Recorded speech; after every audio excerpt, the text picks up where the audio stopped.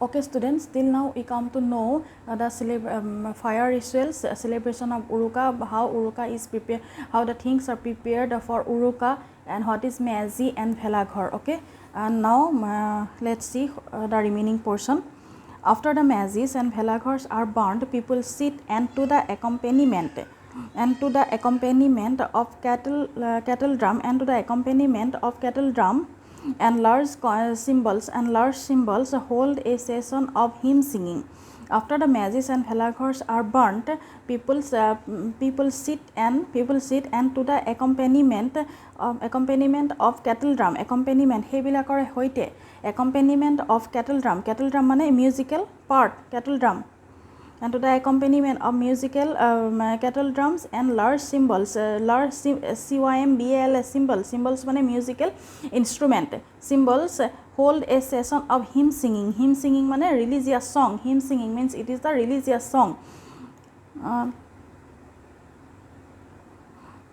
Cattle drum, that means the large instrument which is shaped like a bowl, dhul type or hoy bojai. Hymns religious song gabor karone bihu heri pasot Bhelaghar aru etu mezi joluar pasot, and to the accompaniment of cattle drum and tar mane amar eta simple language ot kobole hole etu ja after the Mazis and Bhelaghars are burnt, people sit and with the help of cattle drum, it is a large symbol shaped like a bowl tor nisna shape hoy ar hetu bojua hoy ar and cymbals mane with the help of cattle drum and cymbals they hold a function of religious song, dharmiyo gan goa hoy.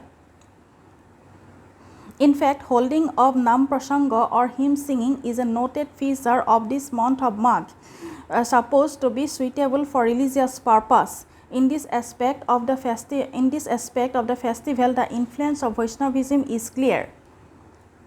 Nam Prakhanga Vaishnavism, Vaishnav dharmi manhu bilake gai.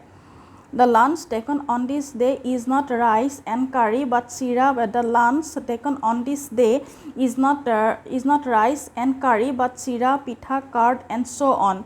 Our one special preparation is mah karai, a combination of roasted rice, black gram mane black gram, mugu, kola mugu, black gram, sesame and pieces of ginger mane ada. When offered for sewing, it is smeared with oil. When offered for sewing, subabor kane jeta dia hoy, it is smeared with oil. Smeared means marked. It is marked with oil. Another preparation is tekeli pitha, salted rice powder steamed on the mouth of a small pitcher or even a kettle. Another preparation is tekeli pitha bonwa hoy he samoy. Tekeli pitha, salted rice powder steamed on the tekeli mukhot dia pitha bilak bhapot bonwa hoy. Salted rice powder steamed on the mouth of a small pitcher means vessel of a kettle. It is a kind of idli but larger. Tekeli pithar tekeli mukhot dia pitha khon jetia bonwa hoy hetu shape to hoy idli nisna, kintu idli to okman horu, hetu shape to olop dangor hoy. Another kind of preparation is sunga pitha, moist rice powder. Moist mane slightly wet, mane hemeka dem hoi jam, slightly wet. Moist rice powder put in a green bamboo tube and roasted in fire. Sunga pitha dekhisa saka sunga pitha bemborai bahor sungat bonwa hoy ar mukhon বন্ধ কৰি দিয়া হয় আৰু চৌকাত দিয়ে আৰু পিছত এনেকৈ বাঁহৰ চেপটো নিচিনাকৈ লাডু হৈ পেলাই ওলাই আহে, খাই বৰ ভাল লাগে। সাধাৰণতে বৰা চাউলবিলাক তেনেকৈ প্ৰায় বনোৱা মই দেখিছিলোঁ তাৰমানে। Put in a bamboo tube and roasted মানে কুকড বনোৱা হয়, roasted in fire. The ingredient mixed with the powder used to be salt, but nowadays some people prefer a sweet variety. The ingredient mixed with the powder used to be salt. Nimok dia hoy, kintu ajikali manhe suitable things diye, mitha bostur upor diye. In Upper Assam, they make what is known as sunga saul, the sticky bora rice. Etu jitu bora rice or kotha kolo saধাৰণতে bora saul dia hoy Upper Assamor phale, Sipsagor Jorhat ebilakor phale dekha hoise je bora saul dile atha ja hoi thake shape to birat dhuniyake ulai. sticky bora rice sticky মানে things attached to atha lagi thoka nisna sticky bora rice steamed in a bamboo tube. When done, the sticky roll is made into pieces and eaten mixed with milk and gur. When done, the sticky roll is made into pieces. টুকুৰা টুকুৰাকৈ ডখৰ ওলাই আহে আৰু গুড় আৰু গাখীৰৰ লগত মিলাই খাবলৈ বিৰাট ভাল হয়। In Upper Assam, there seems to be a preference of fried pithas. Upper Assam, ভাপৰ পিঠাতকৈ ভাপত দিয়া পিঠাতকৈ বৰা কি এইটো ঘিলা পিঠা আৰু বৰা চাউলৰ পৰা যে বনাই যে ভজা পিঠা বৰা চাউলৰ পৰা বনাই ভজা পিঠা হেৰি পিঠাবিলাক ফ্ৰাইড পিঠা ঘিলা পিঠা ভজা পিঠা এইবিলাকৰ ওপৰত আমাৰ ফালে মানে শিৱসাগৰ যোৰহাট এইবিলাকৰ ফালে গুৰুত্ব দিয়া আপাৰ আসামত গুৰুত্ব দিয়া হয়। No meat is allowed on the Dumahi or Sankranti day, the lunch being made up of sira, curd, etc. No meat is allowed. Mangkho khwa nohoy on the Dumahi or Sankranti day, the lunch being made up of sira, curd, etc. The evening meal consists of rice, sometimes new rice if not taken earlier in the month of Aghun. Curry of black gram, fried yam mane mitha alu and so on. Sweet potato yam mane mitha alu, sweet potato and so on. Sabade urukar dinakhon ki khwa hoy? Oh, ki uruka hise Dumahi dinakhon. No meat is allowed on the Dumahi. Urukan hoy Dumahi.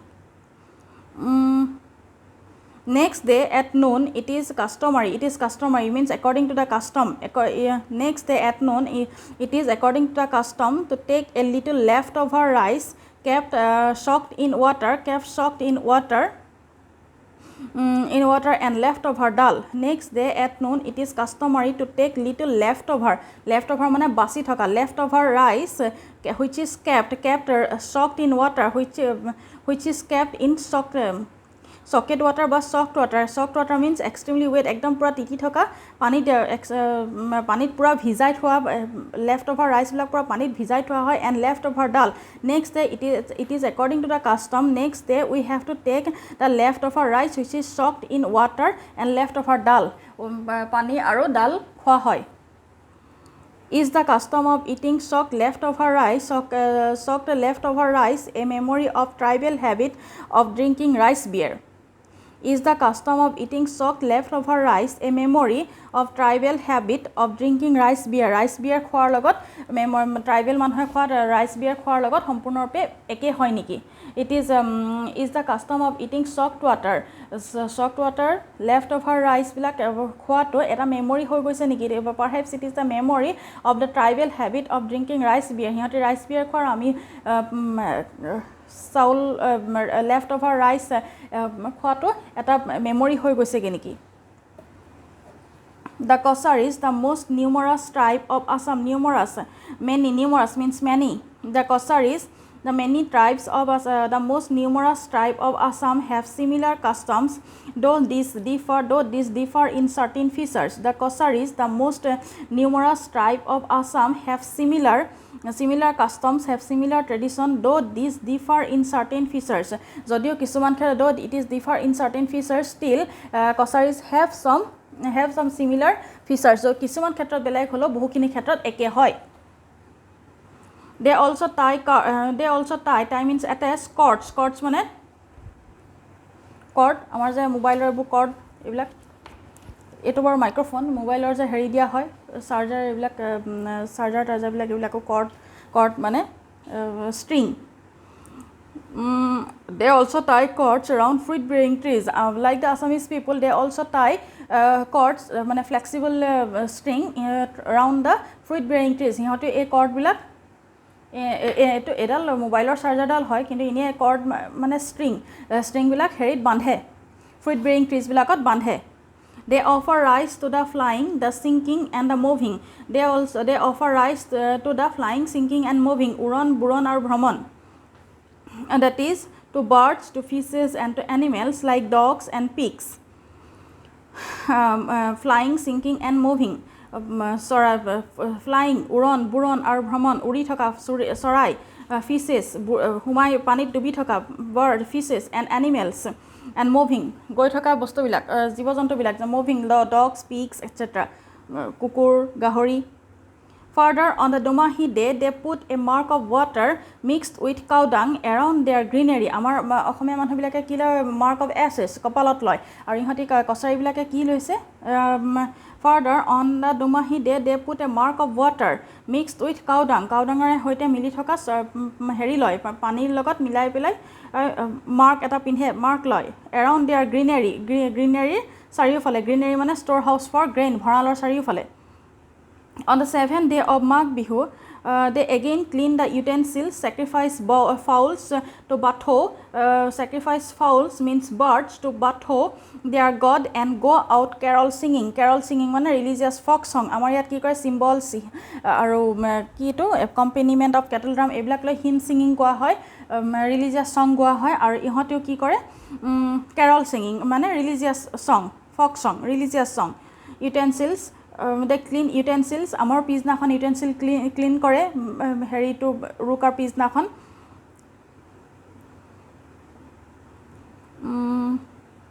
they call this custom magon or begging they call this Kachari বিলাকে এই প্ৰগ্ৰামটো কি কয় magon বা ভিক্ষা কৰা begging Another point is to note is that Kosaris consider the construction of Bhelaghar Bilagur in their pronunciation and setting fire to them to be special prerogative of cowherd boys. Another point to note is that Kosaris consider the construction of Bhelaghars.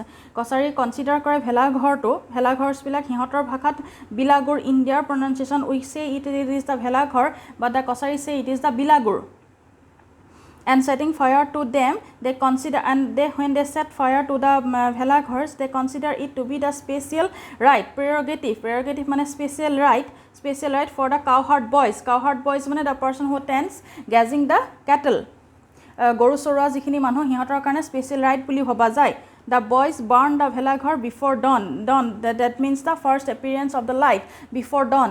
ৰাতিপুৱাৰ আগতে first appearance of the light. পিছদিনাখন ৰাতিপুৱা হোৱাৰ আগতে পিছদিনাখন ৰাতিপুৱা হোৱাৰ আগতে বহু সোনকালে মানে ৰাতিপুৱা হোৱাৰ আগতে লাইট ওলোৱাৰ before the appearance of the light ৰাতিপুৱা বহু সোনকালে ৰাতিপুৱা হোৱাৰ আগতে সিহঁতে হেৰি কৰে ভেলাঘৰটো পুৰি পেলাই before the crores come out of there nest কাউৰীয়ে কা কৰাৰ আগতে কাউৰীয়ে নেষ্টৰ পৰা ওলোৱাৰ আগতে সিহঁতে সেইখিনি হেৰি কৰে জুই লগাই দিয়ে before the crows come out of their nest the leading cowherd while setting fire to the Bhelaghar in the village starts a prayer in this manner the leading cowherd means the person who tends grazing the cows The leading cowherd while setting fire to Bhelaghar in a village starts prayer in this manner. Arjetia and the leading cowherds and the leading persons who graze the cattle in the field and they set fire to them and when they set fire to them they sing like this glory glory glory glory to our village. Amar heri hoy goruk je gat hote mate ki boli koy lao kha bengena kha bosar bosar barhi ja মাৰ হৰু বাপেৰ হৰু তই hobby বৰবৰ গৰু আমাৰ এনেকৈ গৰু বিহুৰ দিনাখন গায় তেনেকৈ আৰু ইহঁতি সেই ভেলাঘৰটো হেৰি কৰাৰ সময়ত জ্বলোৱাৰ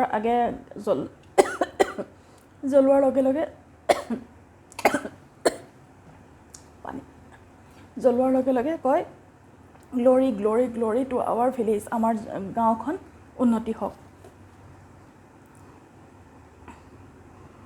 In this recitation, he is accompanied by other boys. He prays that disease may not visit their village. That means it is the significance of this song, glory, glory, glory, glory to our village. Amar gaonkhonor unnoti hok. Kihor karone gaয়, what is the significance of this prayer? So that the disease may not visit their village, that their village may be filled with paddy and richest paddy. That means the field where rice is grown, paddy field. খেতিবাতি য'ত কৰা হয় that their cattle may be large and strong like the rhinoceros and the elephant that those persons who had beaten them even though the cattle in their surge had not eaten up the person's paddy may suffer long and much that those persons who had beaten them সেইবিলাক মানুহ যিবিলাকে তেওঁলোকক পিটন দিছে who had beaten them even though the cattle in their surge যিবিলাকে cattle আছে সিহঁতৰ surge সিহঁতৰ দায়িত্বত had not eaten up the person's paddy, had not eaten up the person's paddy নাখালেহেঁতেন may suffer long and much যদিও সেইবিলাক মানুহে যিবিলাকৰ paddy নষ্ট কৰা নাছিলহেঁতেনো আৰু সেইবিলাক মানুহে যদি সিহঁতক পিটন দিয়ে মানে গৰু ছাগলী দেখিলে আমি যেনেকৈ পিটন দিওঁ সেই তথাপিও সিহঁত যেন বাঢ়ি যায় গৰু পিটন দিব মানে কি গৰু সোমাই আহিলে যেনেকৈ আমি খেদাওঁ গৰু ছাগলী সোমাই আহিলে যেনেকৈ বোলে হেৰিখন দৰ্জাখন মাৰি জপনাখন মাৰি থ'ব লাগে নষ্ট কৰিব এনেকুৱা ধৰণৰ ক্ষেত্ৰত যে আমি পঠিয়াই দিওঁ তথাপিও সিহঁতি যাতে আগবাঢ়ি যাওক may suffer long and much glory to their village. One interesting feature of this bihu is the holding of sports like wrestling, racing, jumping, buffalo fighting, egg fighting, koni juice, moh juice এইবিলাক যে হয় One interesting feature of this bihu is the holding of sports like wrestling, mollojudha, racing, dormora, jopiwa, buffalo moh juice, koni juice. In earlier times, more martial games, martial means fighting or war. Martial games like sword play and javelin throwing মানে জাঠি দলোৱা javelin throwingত হেৰিয়ে পাইছে ন ভাৰতে অলিম্পিকত পাইছে নহয় কি javelin throwing were customary. It is customary means traditional. Neeraj Chopra, yes. From weeks ahead, young people used to make camps on dry river banks and exercise themselves in the art which were found necessary to defend the land from aggressors. Aggressors means a person or country who attack another one. Aggressors, yes, agrahanor pra. From weeks ahead, কিছু সপ্তাহৰ আগৰ পৰা young people used to practice on dry river bank and exercise themselves so that they can protect their nation, so that they can protect their land from the aggressors. Aggressors means person or country who attack another one for the first time. Suppose আজি মই কাৰোবাক আক্ৰমণ কৰিবলৈ গৈছো মই হৈছে aggressor.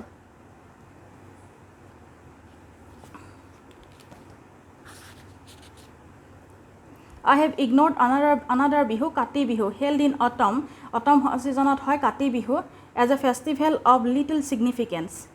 It has no public significance. In the family yard means sutal akphalkhon. In the family yard, a light is put at the foot of the tulsi plant, and women and children sing in this manner. Or a homoit kika a light in the family yard sutalot, a light is put at the puhor mane earthen lamp is put at the foot of the tulsi plant or usor eta earthen lamp saki jolua hoy, and women and children sing in this manner. Tulsi, O mother Tulsi, you are Govinda's favorite. Which way has Krishna gone? Mother, tell us quickly. The plant is considered symbolic of Vrinda, one of the devotees of Krishna. Devotees means the person who is interested about someone, follower, devotees. The person who is interested to someone, devotees of Krishna. Who is Vrinda? One more question. Another aspect of Kati Bihu is that the plowman. Too hot it is. Another aspect of Kati Bihu is that the plowman.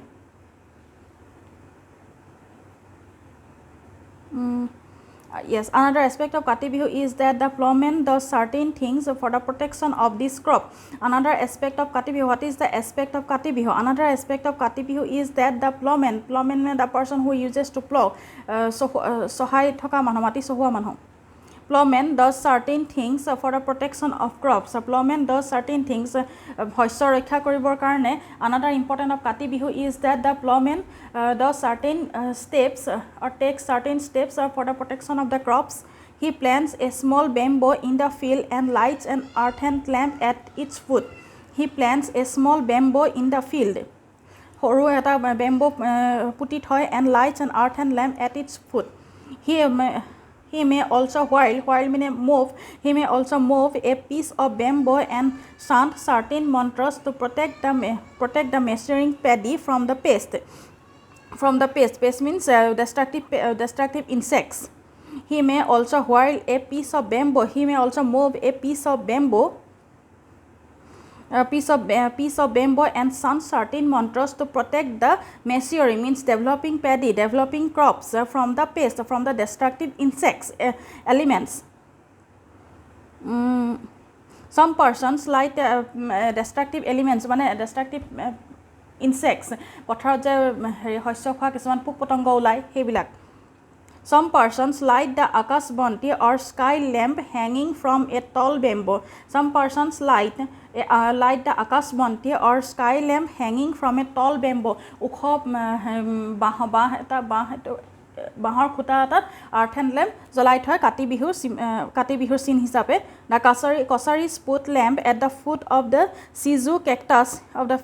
Sizu cactus, it is the Sizu. It is a symbol of Batho religion. Sizu cactus, symbol of their chief god Batho. The Kosaris put lamps at the foot of the Sizu cactus.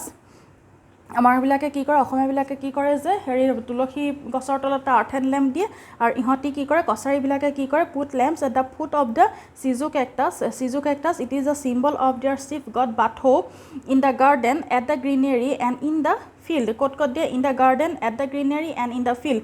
গাৰ্ডেনত দিয়ে, শস্য পথাৰ গ্ৰীনেৰীত ভঁৰালত দিয়ে আৰু পথাৰত দিয়ে. Kati Bihu cannot be called a festival as such. Kati Bihu cannot be called a festival as such. Kati Bihu cannot be considered a festival like Magh Bihu. Okay? With this I have completed Magh Bihu or মাঘৰ দুমাহী. In the class I will give you the notes. I will be giving you the notes. Okay? Any confusion then please let me know through WhatsApp or please call me. Please feel free to call me. Okay? Thank you.